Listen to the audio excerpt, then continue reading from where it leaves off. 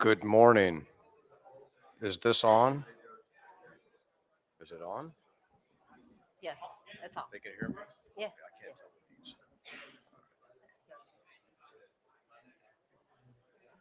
Welcome to BIER.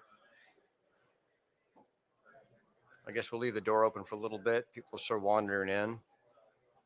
We have a light enough load. I don't think it's going to be too much of a push to get through what we have. I think everyone should just sit right here. We have one row of people and be done.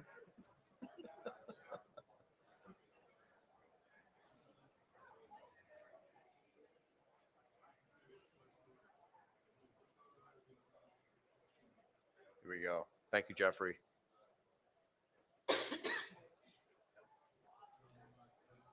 All right, everyone, please look at the slide in front of the room and ensure you're in the correct location.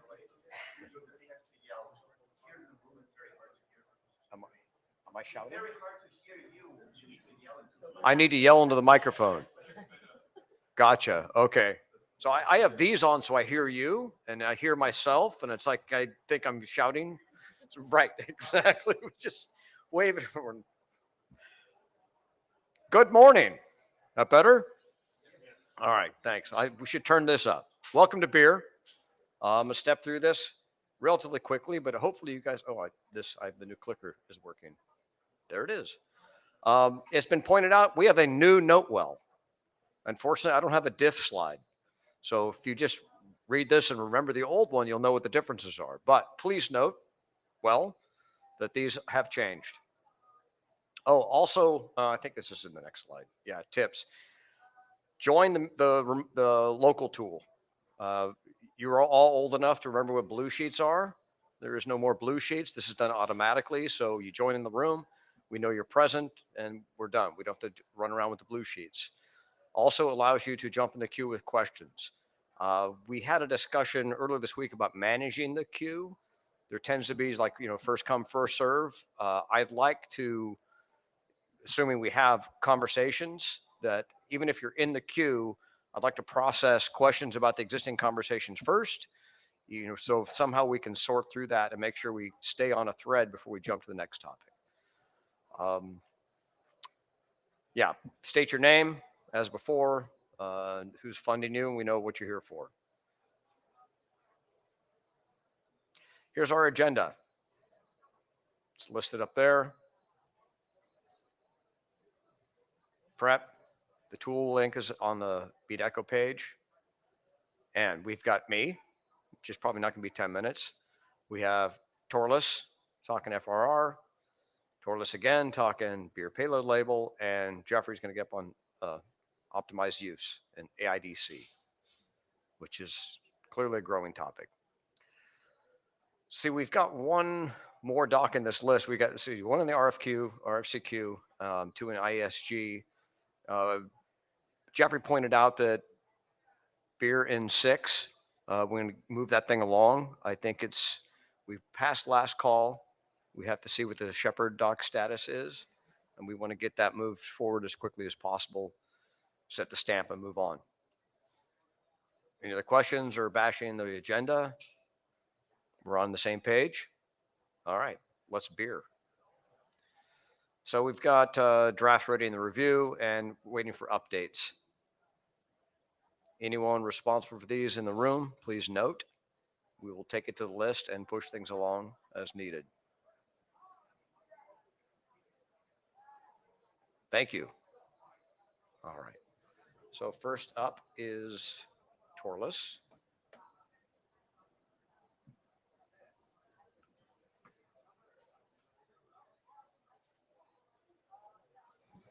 I need to unshare this one. Yeah, go ahead and grab that. Let me get this up. How do I unshare this slide? Oh, this is really terrible, yes. It keeps telling me I can't share a slide because I'm sharing a slide. Stop sharing the slide. I hit that. There it goes. I unshare the slide. Well, you can find the button for it. There it is. All right. And FR update.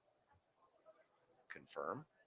And here I hear 100 people from there. It's crazy. Didn't recognize it yesterday. Yeah, that's loud. Yeah. All right. So which one is it? Oh, this is the FR stuff. Okay.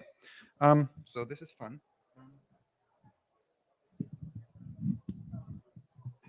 Oh, larger than me. Can you do next? It doesn't work for me. Did it undo it? She said it took over for all the slides. 你看考试，你看考试。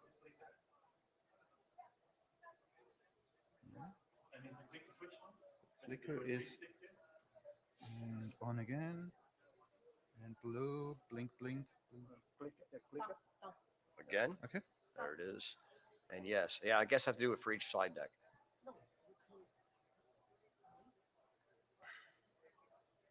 The heck, but it went to the old. You've got it. Yeah, you go. He Yep. does it. Okay, All right. we got it. All right. Cool. Okay. So status.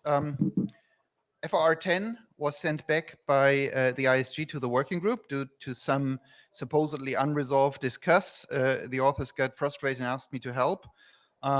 So I did a quick stopgap revision before the end of the deadline, 11, added myself as an author, and here primarily to talk about how we want to proceed. So let's first look at the discuss concerns for -10 from ISG. It says from 3 area directors and the IETF chair, BIER is experimental. So what is the BIER FR experiment? And I felt that was particularly funny.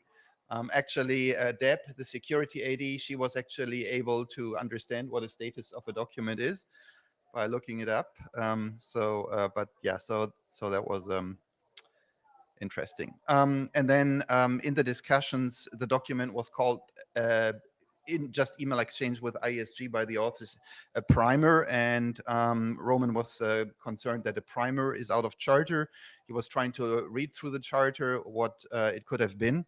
And I was trying to rectify that situation. Hadn't received any ISG response. I was talking to Roman on Sunday, so he'll certainly get back to it. But I was trying to explain that it's certainly, in my understanding, the explicit topic of FRR is not explicitly listed in our charter, but we had a very good adoption discussion where I think the gist was that those folks who understood what the FRR stuff is about said it would be good to have something which I think the correct term is a framework, an informational framework that explains all the different options and the landscape, but not make something standard because there are so many different options that it's way premature to say if any of them are more relevant or better than others. And besides, pretty much everything in FRR can be implemented locally on a node. It doesn't have to be the same on all the nodes. The benefits may differ, but the main thing I think is to educate customers, other people, and maybe even have a common terminology that we talk about when we're comparing what an FRR implementation may do. So, and then also fix some nits, put exactly that stuff into the abstract. So that's just the stopgap that we have right now. And then, of course, going forward, I want to make sure that we have a change log so that I don't get this difference in opinions a bit between ISG saying that their questions weren't answered and the author saying, yes, they were, right? So I want to be able to point to a change log. So proposed next steps, I would like to apply any missing nits from directorate reviews. And there is especially the routing directorate review from this guy, Mr. Eckert, and that's fairly long. If you remember at IETF 122, I was trying to summarize that I really love this technology because this could be the biggest thing that, you know, people from unicast networks could find positive about BIER and move to it because BIER is really ideal for FRR. On the other hand, the document I felt really sucked in a lot of places, which I was trying to summarize, like being way too complex and nobody from the unicast side being able to understand it, right? Because the examples were just not matched to the unicast FRR architecture, right? So, and yeah, I've appended the slides if we feel bored in the rest of the session, I can bring them up again. But other than that, yeah, and of course, I know some of the original FR folks. I took pretty much the abstract I wrote from the abstract of the original unicast FR framework. So it's always, when the IETF doesn't like multicast stuff, you simply make it look as much as possible as unicast. And that actually with the FR stuff works perfect. Okay, so that's pretty much it. So opinion-wise, I would say, we can try to push back a really too bad document for a way too good technology quickly, or I'll try to take a little bit of time until 125 to come up with a hopefully very much improved revision, hopefully also getting 1 or 2 unicast reviews by that time. And then we reconsider what to do next. May require another working group last call, of course, but hopefully we'll get a quality marketing document out. All right, I've got a comment. Mhm. So I don't recall 11. I believe I've read it, but I know from the pushback and my deep dive into 10, what I would like to see is FR end to end for for BIER. In that there are a lot of unicast configuration for FRR that BIER inherits Yes. automatically. I'd like to see that in the draft as well. Like this is how it integrates, and then we understand the gaps, and then why there's other configurations to fill those gaps. Yeah, I was thinking primarily, of course, of all the old stuff. I'll have to really think about, yeah, separating out if you just have, IP-LFA, IP-TI-LFA, and then the third step of optimization is to really have an optimized. So yeah, so getting the Good. structure of the different levels. Perfect. Okay. That's one of the main challenges, and maybe I don't get it right the first time around, but even just all the simplifications of getting rid of the complex examples and the others, right? So step by step. Right. Let's just And do like I this. said, I think Yeah. it highlights why there are complex examples. Yeah. We understand this is what you do, what it inherits. These are the gaps and why we need to do Yeah. something else. So Mhm. perfect. Thank you so much. Okay. Anything else? Yeah, and by the way, my motivation is that I actually have my name on 1 or 2 patents about multicast FRR, and that was such a big pain in the ass because it was, of course, all based, yeah, early in Cisco with, and yeah, it's terrible, right? With the stateful stuff, it just completely sucks rocks. So Are you done? Or are you on I'm the done. next Yes, one? I'm just hanging out here. Well, so it waiting for says the there's next- 13 slides. We're in 5 of Oh yeah, 13. that was just in case, this year. This is the 22. Oh, this is the all right. IETF Got 122 slides. working slides. It's and not your right, same so presentation. This is the marketing slide. I'm not sure how to get it into an actual RFC, right? So that's still the image issue. Well, I'm going to revoke your slides. Yep. And invoke new ones. This is FR update. You're in AIDC. No, you're in play. Why is this? Oh, it's not ordered correctly. Payload label discussion. Yep. Is that you? All right. They somehow they got reordered here. I'm gonna have to give you clicker.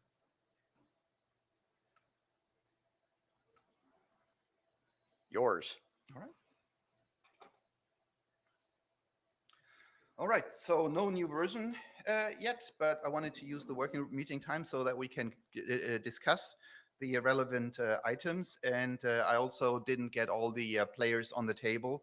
So there are some, there's one vendor with some Canada visa issues, and obviously that would be better at 125. So that would be much better time to have a version out that hopefully is improved by what we're discussing through. So this is where we left off at IETF 123. The document replaced to the semantic for the code points 1 and 2 of the protocol field in BIER for the next header from upstream and downstream, with number 1 being it can be looked up in a global table, and 2, it needs to be looked up in a context-specific table, which is no change for any of the pre-existing upstream and downstream definition stuff, but it would, of course, also imply defining, what we do for sRGB and for DCB, and of course, sRGB would be number 2, and DCB would be number 1. And by the way, Holman, there is no must, right?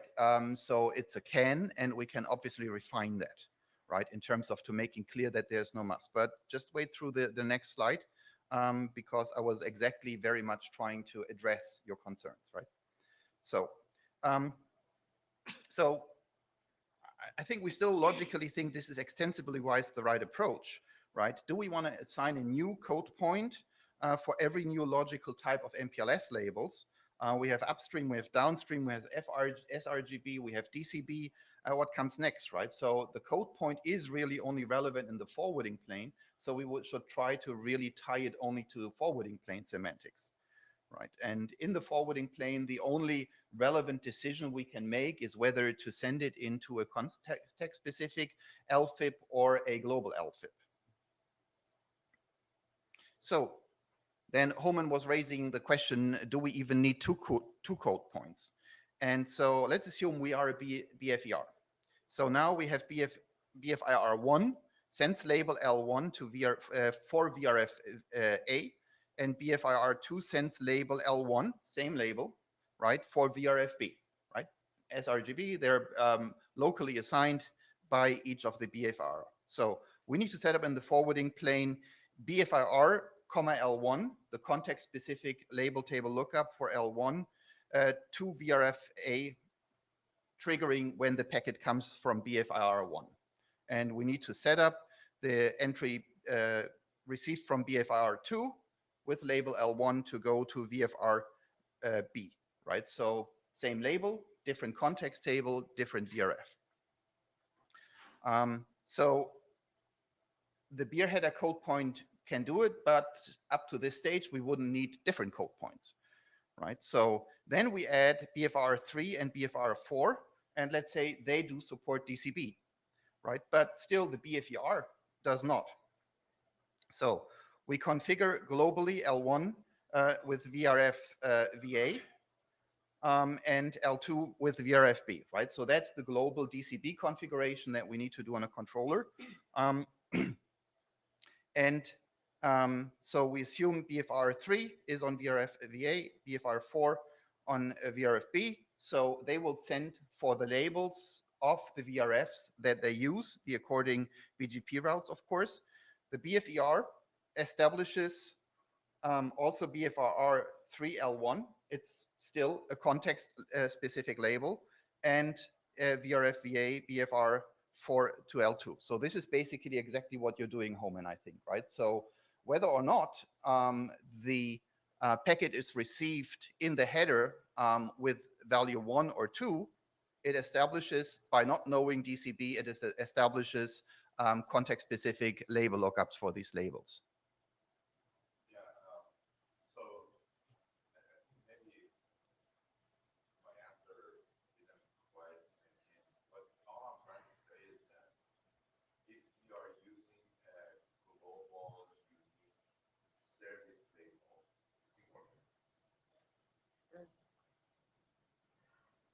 You sure? Is it working now? Yeah. Okay. All I was trying to say is that if you use a global label for the PTA label, for the service label, whatever it is that we want to call it, there is a way to stitch upstream assign and downstream assign, or content specific or global routing table specific, because that service label is unique, right? Per service, per VPRN, per MVPN, then really it doesn't matter whether you are protocol one or protocol two, your upstream assign or your downstream assign, it will just work. So what I was trying to say is, I think you're saying a lot of things I can't follow at this point in time. Sure. Can you tell me if what I was writing there, right, you're getting two VRF labels from these two BFIR in BGP. They may include that DCB option. You're ignoring the DCB option, and you're simply establishing these two context-specific entries. If received from BFR3 look, for label what I'm L1, trying to say is that right now Nokia and Huawei, they're doing content specific service label. So Yeah, but that is ultimately what I'm writing there, right? So Right, you're but receiving the BGP information and you're establishing a forwarding entry, that says if received from BFR3 and it's labeled L1, it is for VRFA, right. right? So we are content specific, right? We are so like our labels is per verb. But Right. all I'm trying to say is because the service label is unique per VRF, it doesn't matter for me whether I'm using protocol 1 or 2. The protocol is useless here. Okay, let's wait. Let's wait. And All right. we're getting there, right? Just I think restating that what I'm writing here is correct. And up to here, we still do not need 2 code points, right? So the BFER, not understanding DCB, is still, doesn't really have to care about whether it's 1 or 2 in the code point. It's only doing context-specific label lookup. Yes? Well, no, I think you guys are okay. So No, is this again, true or not? I'm context specific, right? As soon as I use a globally assigned service, I can work with protocol 1 or protocol 2. But that's what I'm saying here. Yeah, but what I'm trying to say is that that's very confusing. Why not just come up with the protocol X and be done with it? Because I'm not finished yet. Okay, I'm, you want to I'm, finish? I'm, Okay, I'm, go I'm ahead. up to that state, right? So now the BFER is upgraded to also support DCB, right? So it wants to look up in the DCB labels in a global LFIP, not only to save labels as kind of an addressing space, but also to save on the total number of LFIP entry it needs, right? Kind of memory. I don't know if the context-specific label lookup would also be slower, right? Or any other downsides, but basically that's the goal of the DCB RFC. So now the BFER would need a separate code point for packets from BFIR 3 and 4 to know that it can look up their packets from exactly that global LFIP, right? As opposed to the packet from BFR 1 and 2, which he always must look up in the context-specific LFIP, right? So up to that stage here, and please also wait for the next slide. As soon as DCB is to be supported, it seems we need 2 code points. That's my conclusion from that slide. So how about interop? I think a DCB-only implementation is incompatible with a non-DCB only implementation, right? The DCB-only implementation can only do a lookup in the global LFIP, right? Else it would support non-LFIP routes. And non-DCB capable BFR can send exactly the same label for different VRFs like we had on the previous slide for BFR 1 and 2, right? So BFR 1 and BFR 2 are sending label L1, but they're for different VRFs. And that same label can't be put into the global LFIP twice, right? So that's, I think an interoperability issue. So I think when I correctly stay together the interop test, then one of the vendors was DCB only. It simply ignored, let's say, the code point always did look up. This is, oh, sorry, no. So one vendor is non-DCB only, right? So that's what we had on the prior slide. So then the other vendor was DCB only, and seemingly there were no failures. But my claim is that the failure was because the DCB only route BFR did not receive from different BFR different VRF information with the same label entry. If that would randomly happen, the interoperability would have a failure, right? Yes? No? Maybe? Someone? Anyone? Bueller? Yes. So again, the way that we are going after this is that we are context specific. So when the peer packet comes in, we look at the subdomain, blah, blah, blah, and we figure out the context. And because we have assigned a DCB, that DCB is the same in context specific, and in the global, uh, what do you call it there? The global, what did you call it? Global context. Because the label, the PTA label is the same, then I can work with protocol one or with protocol two, right? Because if Yes. protocol one comes in, Yes. I kind of hack it and I say that, well, here's Yes. protocol Yes. one, Yes. but go look Yes. at the subdomain and all these other fields, figure out your context, and Yes. then go look at the PTA. Yes.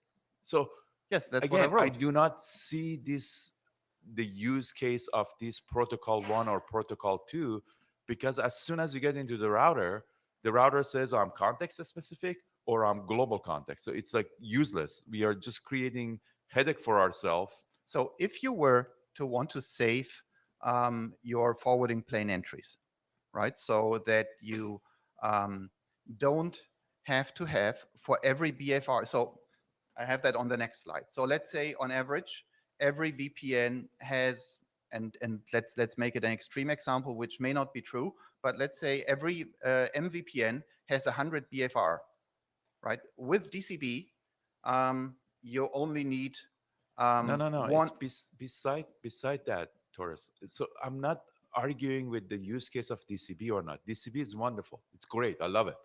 All I'm trying to say is that because DCP is assigning a unique label per service, then context specific or global context goes down the garbage, right? When you go into the router, right, you can say that I am global context. So I'm going to go look at the global LFIP and find my PTA label based on your router implementation because you're global. Or you can go into the router like Nokia and you're like, well, I'm context specific. So my implementation is when the packet comes in, I'm going to look at the subdomain and all this other wonderful stuff, figure out my context, and then look at the DCB.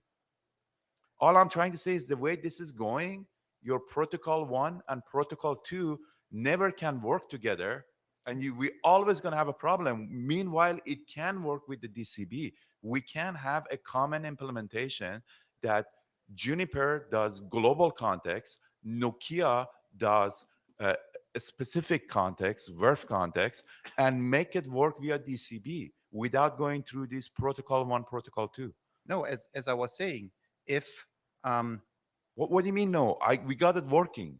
yes, and I'm saying you got it working because of the absence of the failure case in the What lab, failure case? in the Sorry. interop.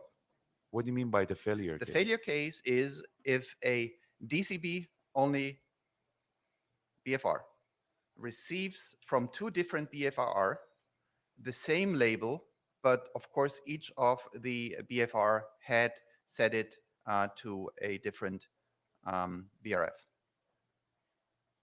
But then that's not DCB. A DCB is a specific label per route target. So Yes, a route yes, target yes, 1.1 yes. needs to have a unique label This for is- all the verbs in the entire entire network. This is the interop case for a non-DCB only router to a DCB only router, right? Well, forget about So- non-DCB to DCB. Like all we are trying to solve here is the case that Nokia, Huawei, Juniper, they are DCB, right? And we are trying to get the interrupt between Nokia, Huawei, Juniper with DCB. So I don't know if your implementation is non-DCB only. This is just the No. failure case. Everybody's doing DCB. So everybody is doing DCB. Signaling comes up. Everything is wonderful. Everybody understands everybody label. Everybody's using the same label for route target 1.1. What happens is in the data path, Nokia sends to Juniper protocol 2. Juniper sends to Nokia protocol 1, BIER protocol 1, and then everything is falling apart in data path because Nokia says, That is, I don't like protocol 1. that is fine. I don't have a case for that.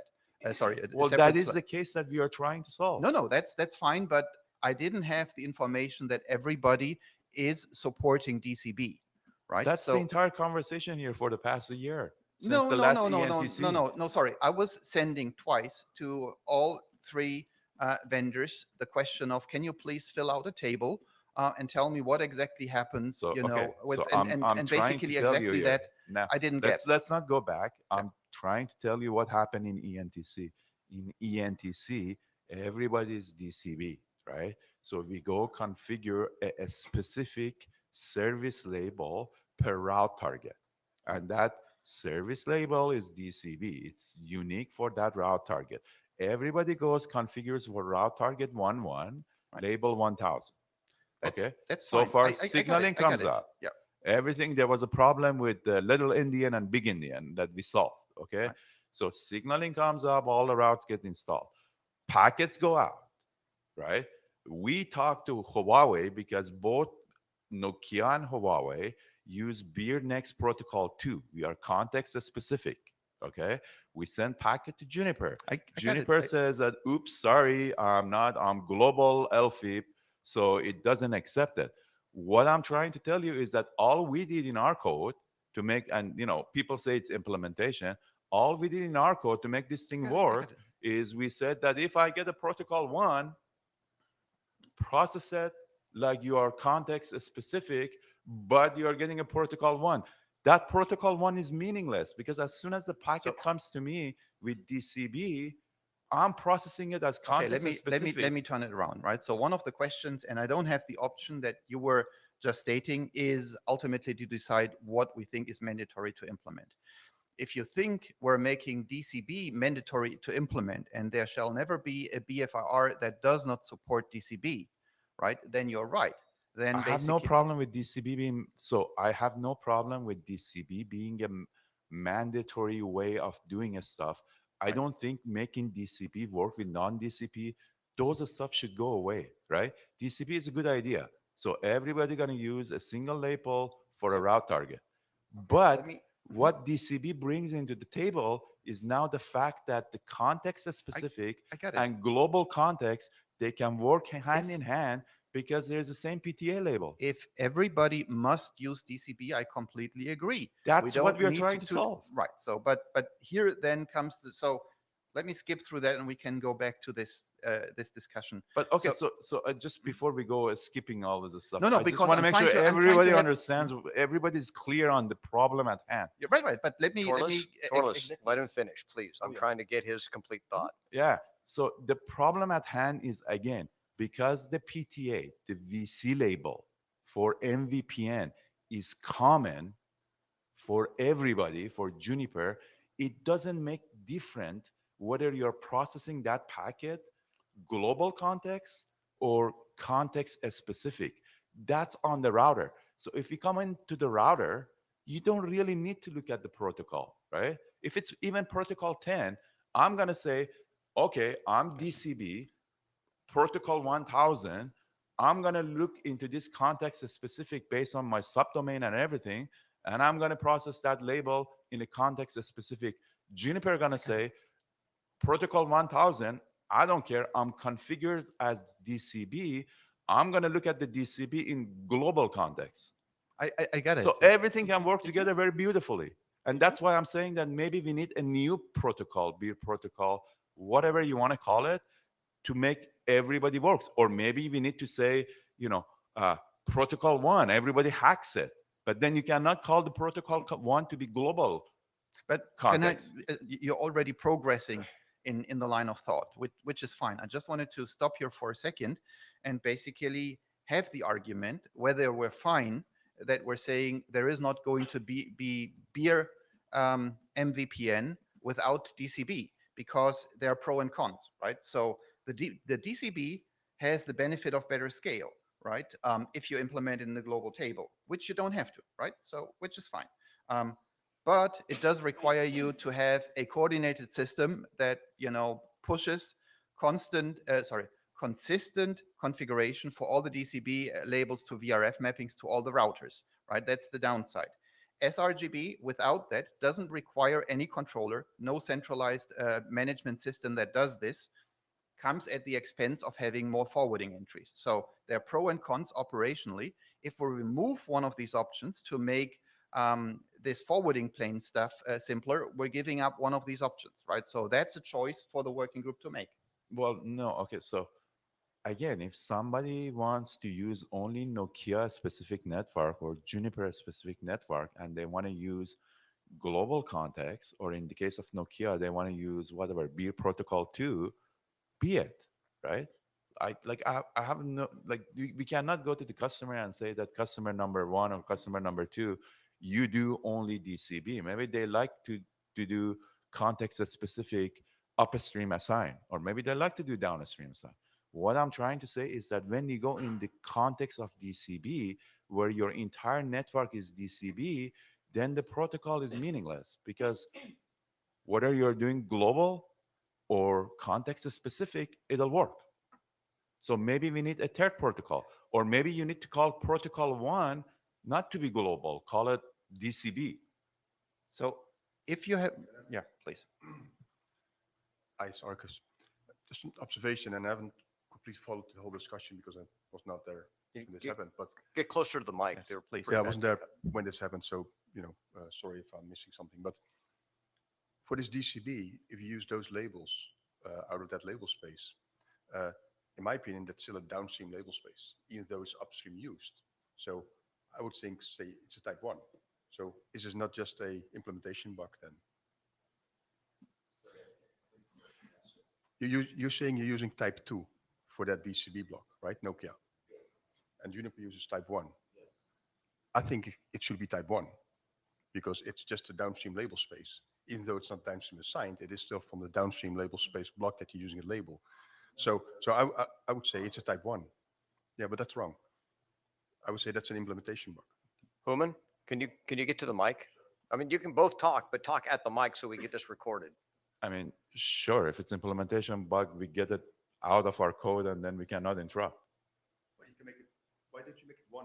Like, Because it's a hardware, ICE. It is hardware. So I am context specific, and I can make DCB work with context specific, bug or no bug. And if protocol one comes in, I'm still gonna look at my context specific based on the subdomain and figure out what my DCB label is, and off I go. I can make it work. If you're telling me that's implementation bug, beautiful. I'll take it out and I'll work with Huawei, and Juniper can sit there by themselves. This is good. This needs to Okay, well, I cannot, say you're not I trying to- cannot do global context, because for me to do global context, it's a huge implementation.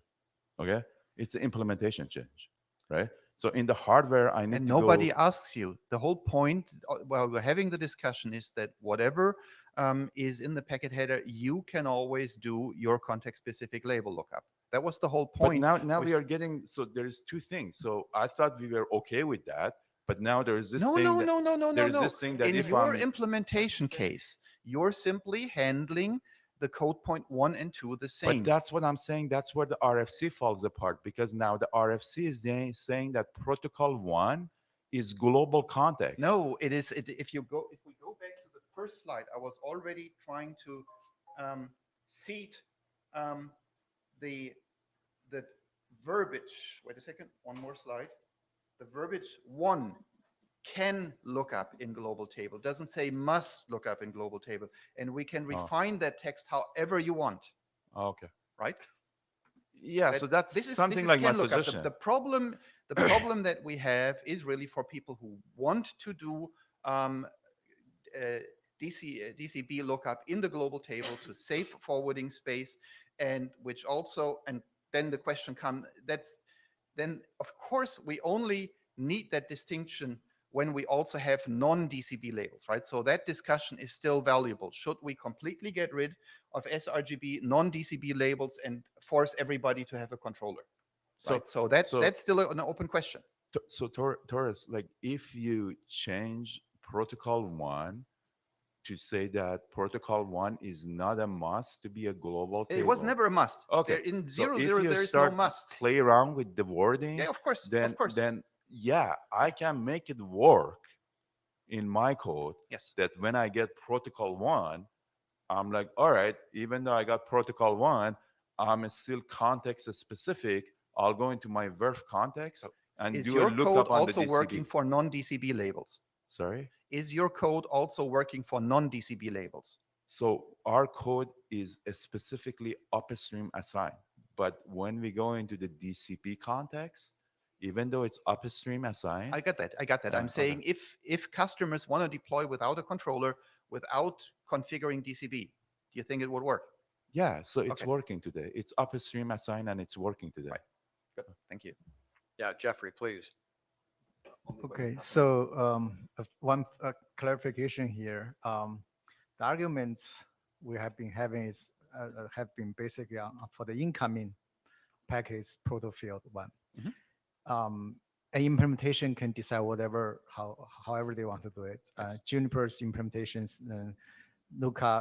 does lookup in a global table when it sees proto one. Right. Nokia's implementation decides to look up in the context label. That's fine, as long as the label is in the context label table. Mhm. The real problem is for outgoing packets. The real problem is for outgoing packets. Mhm. When we are using DCB label, the outgoing package proto field must be set to one for it to really work, because when we see protocol one, Mhm. Okay. proto one, we only look up in the global table. Yes. So, and that's need. Oh, Yes, it must. Yes. right. I rephrase. When we see proto two, we would only look up in the context label table. Right. So in the DCB case, that defeats the purpose of Yes. of the DCB if you do proto two. Yes. So that's the one key clarification there. And some other question, answers for some other question I saw earlier. So we do not support upstream label yet, Mhm. purely because we have not got around to it. Sure. And we believe the DCB approach is a better approach, so we implement that one first. Mhm. But does not mean that we will never implement upstream assign label. As we were saying Yes. earlier, that the market will decide, the So customers will push us to implement upstream assign label. That's perfectly fine. Mhm. It's just we have not got there yet. Right. So that was basically the slide that I skipped, which was basically the standard approach in the past has always been trying to define some mandatory to implement. That if you implement that, everybody can interoperate with everybody else. But then if you take, for example, Spring with the compressed routing headers, one and the same RFC includes two different options, which are along the path for a particular packet incompatible with each other. And many people, including myself, complained about that for a long time. Now, basically, every vendor is implementing both options because the market forced them to. And I'm not sure if one and the same customer for different type of configs and networks will use different options there. But I would say that not doing an MPTI, but being very explicit about, which type of implementation profiles can work with each other and which ones cannot is another option. And it's the option to avoid an MTI and not make, rash decisions like eliminating completely the non-DCB option, right? So that's I think one of the challenges that I would feel very uncomfortable going here and saying it must always be DCB, right? I'd rather kind of document if you don't do DCB, you're doing sRGB. A, you have this benefit. B, you have this downside, and then also here's the interop that you can get. What do all the other folks need to support? So to be clear, Mhm. I agree. We implemented that protocol one that right now it says it's a global context. We hacked it up and we say, okay, even though you get protocol one that is global context, go look into the context specific. That's not a hack, by the way. That is an It is a implementation hack choice. based on the RFC No, because no. yes, No, because no, in the RFC it says global context, man. I'm not looking it up in global context. If you say can, Right, then right. it's So- better. But until now, it wasn't can. Yeah, it yeah, was yeah. protocol one Understood. was But- global. So if Yeah. you put But can, we had that, and that's my point. My point is that I have no problem with making my router work with protocol one because that's easy code for Well, me. I think Jeff's key question to you, I think, implied was, will you also be able to send protocol one? if Yes, I it's- can send there is a knob that I can receive protocol one, and if I turn on that knob, I send protocol one. The problem that I have is that if I go into the market Yeah. with saying that context is specific, Mhm. accepting protocol 1, that as per previous RFC, not this wording, is a hack. And I do not want to go into the market with a hack. So I'm trying to make this work for the Oh, yeah, beer that's fine. group to So have on the mail something threads we had, I to think we have already something common that we we already can- agreed kind of a month ago or longer that we can, eliminate what is perceived by you to be a must now. There is no must, right? But it's Yeah. not saying can, it's not explaining But exactly for that the both working options. group to understand, I'm not trying to, say Nokia way. I'm trying to make it work with what I have at hand and be in par with the RFC. So that's why I'm asking that, hey, can you loosen up the RFC or, come up with a new protocol so we can move on from this and make everybody, talk to each other nicely in ENTC. So, I mean, the only thing, left for me is basically I love the operational considerations. I want to have customers understand the pro and cons of DCB versus non-DCB, right? And the whole point where maybe your implementation doesn't shine out as the best is if you do DCB and you do all the controller work and you're not using global table, then you're using more forwarding entries. Now, I remember a vendor which 20 years ago was always kind of trying to make Cisco look bad by coming up and saying, we support 100,000 multicast forwarding entries and 200,000 multicast. He still remembers the guy. Yeah. Right? So that basically, was if my you have- answer if you to have you. no problems with LFIP scalability, you're saying, who cares, right? So Exactly. I don't and- care because I got so much LFIP that I can give it to XYZ, right? I don't care. That's going to be good for me. I can explain that to the because customer. I wanted to have customers understand very quickly from one paragraph the motivation to do. Again, I have DCB, no right? problem with you guys explaining the CB, why it's good in some cases, why it's not good. Those stuff are all good, and I can explain all those stuff with the customer that we do context specific because we have a lot of label space. Exactly. What I don't want to do is that go in front of the customer and say that I'm using DCB and turn on this knob, and then the customer says, "Does that mean you're going to go into global context?" And I'm going to say, "Well, no, sorry, Mr. Customer. No, that's fine. I'm in context And you're a specific." co-author, right? So then it's a hack. So that's why I wanted something in the RFC that's that fine. says that, hey, I'm not doing a hack. This is legal, and now you can talk to Juniper and you talk to That's everybody. fine. This just sounds as if we can be certain there are no text here where that you don't like ultimately, right? We'll improve it that way. Sure. Just comment on this slide. sRGB, it's not sRGB versus DCB because sRGB, DCB, and global label, they are all the same thing. It's really the upstream label versus DCB. Okay, so we actually do call it upstream label. Okay, good. Right. So that's 8084, right? So I'll. Right. RFC 8556, the MVP with using BIER, they calls it upstream assignment. Upstream. Okay, right. good. Yeah. Okay. So we're not ever using sRGB, right? So because I was kind of unclear. Is there any case in BIER where we're using sRGB in the payload?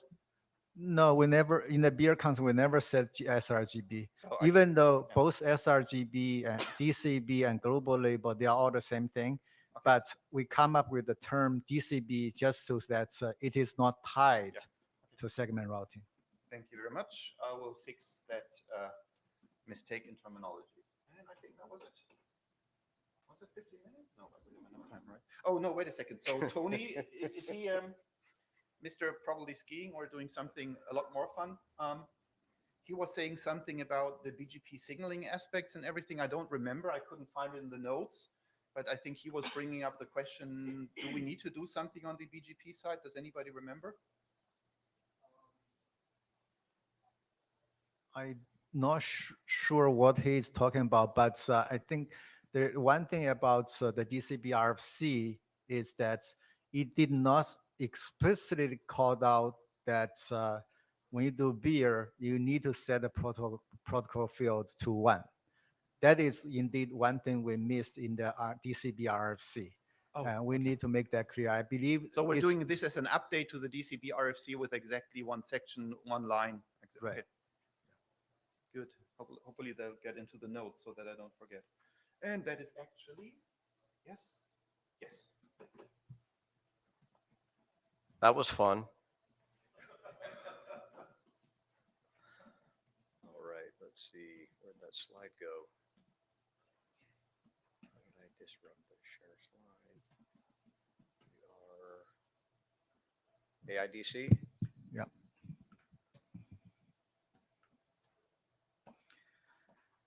Okay, so if you were in the PIM working group, this will be a repeat. Um, I'm doing this on behalf of our co-authors, Xiaohu, Sandy, Jeff, and Aditya. Um,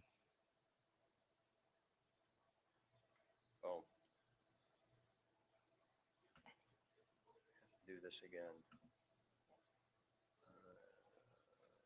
There. It's funny, the slide shows, the clicker shows up as a user. Now you got it. so first, a quick background. Multicast use in the large AIDC is getting attention. I'm not saying it's being used, but it's getting attention. There was a side meeting in last IETF session. We had a lot of participants, and then there were a lot of passionate discussion on that. We believe BIER is the most applicable multicast technology for AIDC. Mainly because we do not need to set up and maintain the multicast trees. And that not only has the scaling and convergence benefits, also it's very important for bursty and short-lived multicast flows.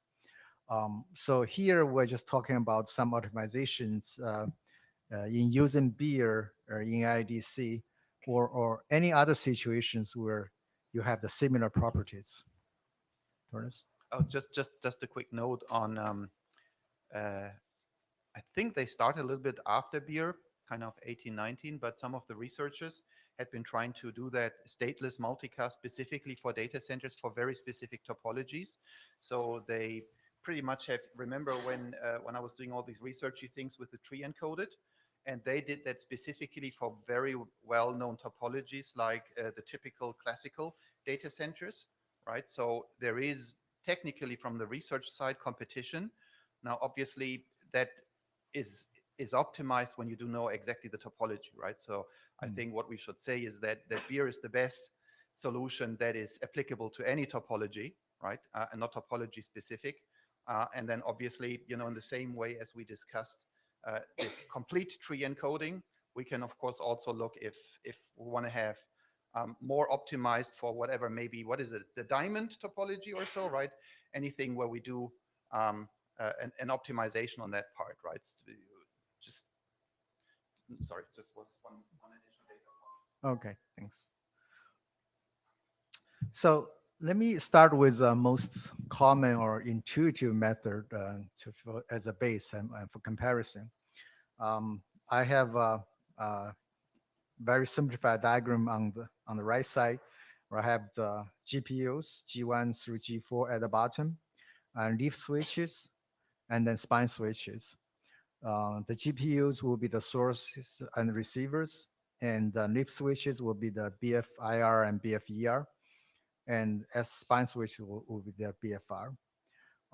So the application source selects a multicast group for particular purpose, and that selection is advertised to all the potential receivers. So the receivers realize, oh, I need to receive this multicast traffic, so it will send the IGP join, and then the IGP join reaches the NAS hop router, which are the leaf switches here.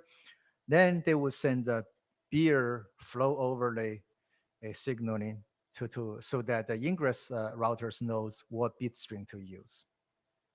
And then when the ingress routers receive the traffic, they will know that which BFERs need to receive the traffic from that overlay signaling, so it encapsulates the BIER header.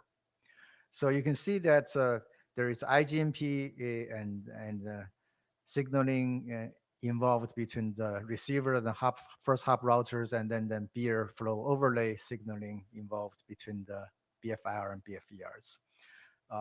Now, in the AI data center, quite often, if not all times, the sources actually selects the receivers. They know where the receivers are. At least that's what I was told. I learned from some people. And because of that, we can simplify the signaling significantly. We can get rid of the IGMP signaling. We can get rid of the flow overlay signaling. And that's the optimization we are talking about here. Also, here, the sources and receivers, they basically become the BFIR and BFERs. They get assigned the BFR IDs.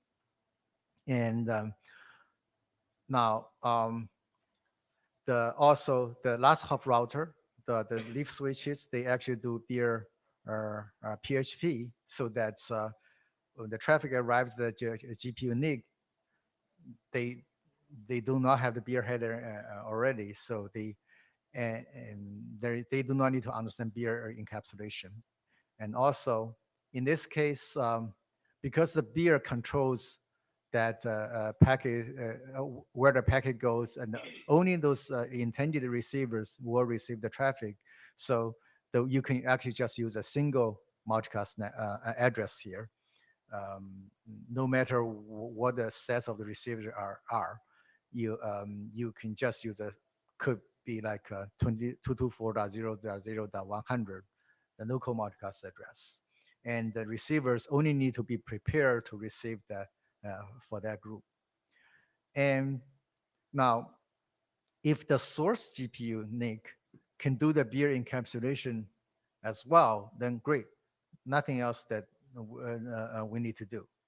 The NIC knows the receivers from the application level. They just simply put on the BIER header, and that's it. And then the receivers will receive it. Now, the problem is that potential problem is that the source NIC may not be able to impose the BIER header. In that case, what do we do? We have a proposal here that we will just let the source tell the first hop router the set of the receivers. So traditionally, the receivers tell the last hop router, I need to receive traffic. And that last hop router tells the ingress BFR, I have this BFERs need to receive traffic. That's the traditional way. Here, the source will just tell the first hop router, these are the set of receivers. And then the first hop router will use that information to encapsulate the BIER header. That's basically the idea. The way we tell the first hop router the set of receivers is using an IGMP extension, a new IGMP message. So I think there are a lot of ways to slice the cow, or I don't know what the term is, but I'm not sure how easy or how difficult it will be to get into these last hop devices and change something in them. It seems like we have a lot more chances to simply add things on the first and last hop switch, right? So which I think is the top of rack switch, because the box most likely will be NVIDIA or AMD or something like that.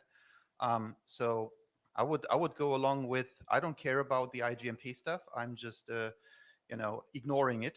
They still will send it because that's just the outcome of the application joining the multicast so that they can get the traffic, but nobody is interested in it because we have if we can do DCB, we can also do static mapping of multicast groups to BIER bit strings. And that's what we're doing on the first hop router. So gets from the sender a packet to a particular multicast group, and we have the bloody configuration table that says this particular VLAN on this interface, this group, following bit string SI, SD, done.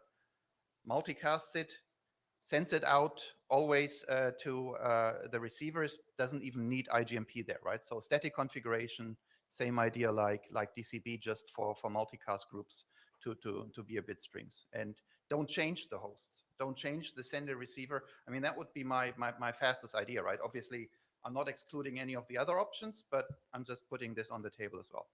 Sure. The key is that the first hop router needs to know what bit string to use when it receives the packet. That information could come from static configuration, could be coming from another controller, whatever. And here we're just proposing to use new IGMP message from the first hop from the source to the first hop router. I think in many cases, and I'm not sure, that's where even my, my collaborators in universities didn't have much a chance to get that, is the typical configuration of these, the Hadoop infrastructure of all the AI applications, right? Are they on a per VLAN basis? And it's pretty much broadcast on a per VLAN basis. So the only stuff you need to be interested in is any multicast coming here goes to all the ports on that multicast VLAN. And you're just sending it out, becomes just a layer 2 switched VLAN. If within a particular, I mean, that's the typical case that you have in any layer 2 services, right? So if you buy any virtual machines and say they need to work together, you've got 10 virtual machines there on a layer 2 VLAN, you're simply broadcasting the multicast traffic to all the ports where your virtual machines are on a particular sub VRF, right? So does what these learning applications in AI do go beyond that? Like they have a larger set and not all of them need to receive something and a significant amount of data. That's exactly the data we need to pull together. And then we can do it on a per group basis as opposed to on a per VLAN service basis, right? So maybe Yeah. we'll really start out with a framework, again, that markets the idea so that people know where the experts to come to and there are different options. And, before we kind of, I would say at least go into changes in the hosts. They're always, I mean, what was it? Dave Taylor in the year 2000 said, oh, it will take the terrible time of 10 years to get IGMPv3 into all the hosts. It took 20 years. Yeah. Okay, I agree. If there's money in multicast and AI, it will be faster, but I think we'll certainly be a lot more on safe grounds if we don't need to change the hosts. Okay, yeah. So the context here is that it's our layer 3, and then the source will have different group addresses to use to different set of receivers, and then in that case, the source will send the IGMP new message.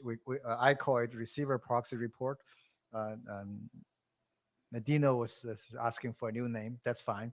But the idea is that for the first hop router to tell for the source to tell the first hop router for this particular SG, these are the set of receivers, so that you can derive the bit string to use accordingly. And so again, this is a quick recap on this idea of the proxy report. Traditionally, the receiver send a membership report to say, I want to receive traffic for this multicast. And this new message basically is for the source to tell the first hop router, these are the set of receivers for this particular SG. Yeah. ICE Arcus. I was thinking about it a little bit, since yesterday, but if you want the source to, if you cannot change the source, right, to impose the BIER header, can you change the source to add that new IGMP proxy message, right? Because you still need to make changes then to the host, or to the sender. So is that, you think, easier versus changing the application? Maybe actually changing the application to include the bit string itself is easier than adding a new IGMP message to the stack. Yeah, here this is control plane, and if you want to have the source to put on the BIER header, and that's in the data plane. But yes, indeed, if the source can do that, great. Nothing we need to do. This is only in case the source cannot put on BIER header. Then this is one way to do it. But the source will have to send that IGMP proxy message. What? The source will send the IGMP proxy message. Right, proxy report message. That's just a control plane thing. But who generates, who triggers that message? The application. So you still need to change the application to. Yes, but the application sending out control message versus application sending out BIER encapsulation, that may be different. Okay. Right? If the source can put out the BIER header, great. We don't need this at all. Right. So just, I'm kind of framing ICE's point, and I get it. You're asking the host to make a change. Yeah. which is a change the problem or the type of change the problem, right? So is imposition in the host something that can't be done, but you can do a message addition to the host? Yeah, Right. it seems like with a raw socket, you should be able to do imposition. Yeah, but that's exactly where all these problems come from. So this is fine, but we must put it over UDP. We can still call it, IGMP or something, but a normal application can only send UDP messages. Guess why Quick is just doing it over UDP, right? We can't use an IP layer stuff anymore, right? Raw sockets, normal applications can't do it. Security issues. Oh, you can use eBPF or all this crap, right? Put it over UDP and you'll be done with it. Sure, we can do that. I just another point about the application changes. For them to use multicast itself, it's already a big change for them. It's probably a bigger change, the mindset change for them. and then putting out IGMP extension or UDP new messages. Man. So this is just a rough format here. You can either include the receiver addresses, or you can just include the bit strings, depending on how many receivers you want to encode there. We don't use the both, just either way. So yeah, so the overall idea I had on it with making small progress, right? So the researchers in Tübingen that built this wonderful P4 BIER implementation, so that researchers who don't want to afford a large vendor switch can experiment with BIER, right? So ultimately, what I would love to see is a library for exactly these AI applications where you are saying, okay, I have the following data. It needs to be replicated. It needs to be sent to the following destinations. And then the library either does it unicast, or if it discovers BIER in the network, then it uses BIER automatically, right? I mean, these application people do not want to and should not have to think about BIER. So there needs to be a library. I mean, that guy is cringing his face because he was involved in us doing similar things in the past.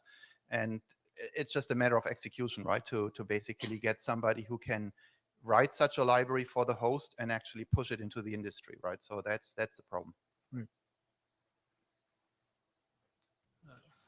Jeffrey, may I add a couple of points? Sorry. Yeah, of course, I forgot to add myself to the queue, though. You can go first. Jeff? So I'll try to add a couple of points here. There's a significant difference between how multicast could be used here versus how we've known multicast for the last 30 years, right? So for kind of basic assumption, there's no layer 2 in the data centers. Rocky and points are layer 3, right? Rocky is IP UDP protocol, so there's no VLANs, no MAC addresses. The interesting property of so specific use case for multicast is MOE, really, or mixture of experts, where we choose particular set or subset of GPUs to do particular tasks, right? It really increases the performance and significantly improve generation of tokens, to put it simple. So practically, there's an entity that's a router, not routers, it's called MOE router. It's a device on a GPU, not a device, piece of software that decides who to route message to. This information is known in a couple of microseconds before traffic needs to be sent out. So practically, you absolutely don't have any time to send any reports if you need to do it immediately prior to data plane. So we need to decouple control plane signaling from data plane. Data plane is near real time, and there's absolutely no time to do this. That's number one. Number two, since you need to do it almost immediately, the most logical place to do it is actually endpoint. It's expensive. We would rather use units on GPU to do computation and not networking, but given the potential savings, could be a good thing. But again, we are where we are today. There is no multicast on GPUs, or actually not on GPUs, on NICs that are connected to GPUs. So we need this kind of solution where we have proxy signaling. However, again, it's important to understand that it's not a classical multicast where you signal, then you start sending. You've got entire group of GPUs that are potential receivers. Then you've got subgroup of receivers that is part of the bigger group that are actually have been chosen by MOE router to receive the traffic. So all of this need to be figured out, some of it in near real time, some of it a priori, but the model is very different than regular multicast. So that router that you're saying, it's still in today without multicast needs to send the information to the sender, right? So that the sender can replicate unicast to the receivers. True? No. It's a bidirectional communication where all experts run some particular computations and do all reduce and then do it again, right? So who is going to send out with unicast today the same data multiple times to different receivers? I choose group of experts to participate in particular computation. So the They experts all receive will, exactly the same data at the right, same time. right. I'm talking about the sender. So the experts too are the ones that have one piece of data and know which receivers to send it to. Yes. There is someone who distributes the data, someone who gathers the data, right? So when you distribute the data, you distribute exactly the same data across different experts. Then expert unique has data back to the kind of logically centralized points that did that. Yeah, so that's exactly the point of BIER, right? Worst case, as I said, it's a bloody user level library. We're creating in that library a BIER packet. We're encapsulating it for one hop into UDP to get it out as a normal application to the first hop switch or router, whatever it is, and be done with it. And yeah, we need a little bit of control plane to the network to figure out what bit means what. That's all hidden in the application. You don't need to know, right? So the application tells the library, here are the IP addresses of the receivers, replicate it to it. And we can replicate it either by sending it out n times, or we can replicate it by crafting a BIER packet in the library, right? That's I think is the ultimate architecture we want to When push. you say replicated, what exactly do you mean by that? So that's what I'm saying. Replicating as hadn't replication? So right. So if that was exactly my question, right? So if this expert today is doing ingress replication, it is sending out No. the same. I mean, Okay, today, yes. it does. Yes or Yeah, no? but yes, it does. But Right. you need to watch the progress of technology, right? We started with group of 16. Mhm. Now the group of 64. I think we are going eventually to have groups of thousands. When you need to do heaven replication for thousand destination, suddenly it's not very efficient. Sure, sure. That's fine. I mean, so far with the current header we have, we can do 4096, and we don't like to do at this point in time, but the people who wanted an AI data center come with these big builds, and so then we'll do it. So yeah, it's not a problem, right? So you give it a list of 1,000 receivers, and obviously that would suck if it's sending 1,000 unicast packets, but instead it is creating 1, 2, 3, maybe 4 BIER packets. Each one is getting replicated to 256 receivers. And the rest is the magic of the control plane, which ends in that library, which we're doing however we want. We don't even want to tell you these crazy names we come up with. So you assume too much functionality on the host side, right? Practically, it's a networking problem as of today. That's why you need some technology that potentially could be the proxy report that allows you to start doing that. No, that's exactly what would be under the hood. All I'm saying is I think we need to draw a line between the stuff that the application people shouldn't have to bother about, which we're going to pick the right protocols for, and the stuff that they do have to care about. And what they do have to care about is that on the host, whatever the host is, whether it's one of these application routers or an expert, I don't know what kind of call them as you like. It's basically, here is a list of receivers, send this packet to it. Right, right. Those Last comment on my side, every CPU cycle that you don't spend on computation goes off your bill, right? So anything that you spend on networking, you are not No, spending. this is not complex. This is not complex calculation. We can show this is kind of minimal number of cycles to go from that list over to the single BIER packet being sent. right, those libraries eventually will need to be translated into network primitives, right? Absolutely. So then what we are doing here is basically working on those network primitives. Well, the library is another thing on top of this, and yeah. Yeah, hi, Stig. Stig Van Haas. So the IP addresses here, are they like beer prefixes for the hosts or? Um, right now, well, I actually didn't mark it clearly. I guess it will be either prefixes or we can add an ID, BFR ID there or whatever makes sense there. And so IP addresses, BFR IDs, or bit strings, depending on what worked Okay. the best. Yeah. They wanted to mention there is an RFC 7046, I think it is. This like a generic API for multicast that can work with ingress replication or overlays or any multicast technology. Okay. Thank you. So yeah, so it's really all a question about how dynamic is the set of receivers that a sender needs to use, right? If it's very static, putting it into the signaling plane from the host to the first hop router is perfectly fine. If this may change on a packet by packet basis, then obviously the only thing we can do is craft the bit string in the sending host, right? So, and ultimately I would say that's the end game, right? If we see that something more dynamic will come, maybe we should start out with that, right? Which is really craft the BIER header in the host, send it over UDP to the first hop router, and then the other control plane stuff is kind of how does the poor host learn the mapping from the IP addresses over to bit position SI and SD. That's the information it needs. And that information it could get, I'm sorry to say, but maybe from a TCP connection to the first hop router. It's JSON, it's whatever the bloody application people like to have on their control plane.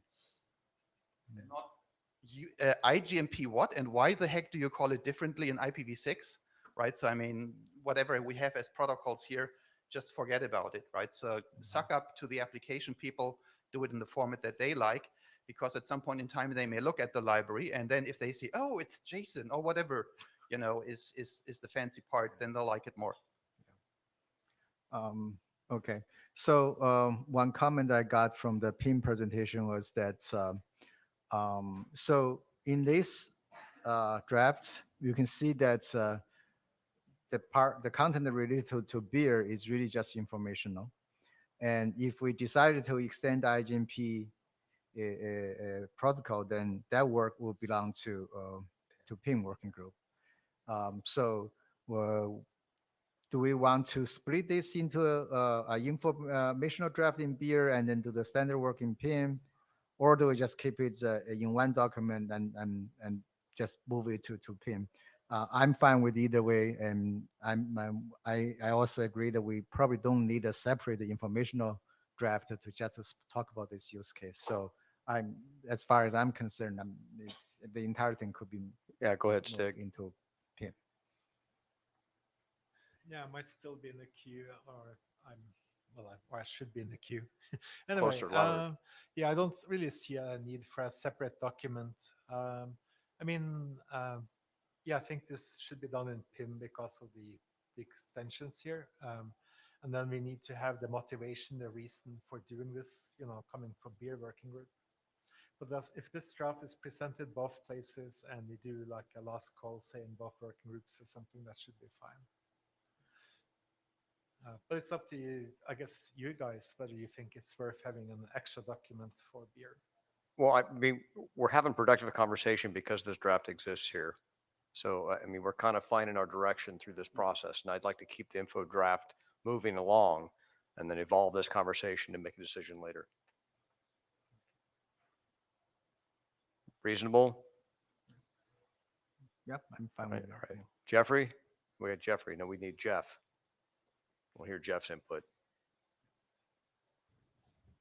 You Yep. hear us, Jeff? Yeah, I can hear you. Okay. You're on board? Yeah, we need to continue working on this. Again, it's early days. The experts as such have become the technology about 18 months ago, right? We are very, very early stages. All right. Excellent. Thank you, Jeffrey. Thank you. That is our last presentation. I want to thank you all for coming to the Torless Working Group meeting. And have a wonderful lunch and a great week. Cheers.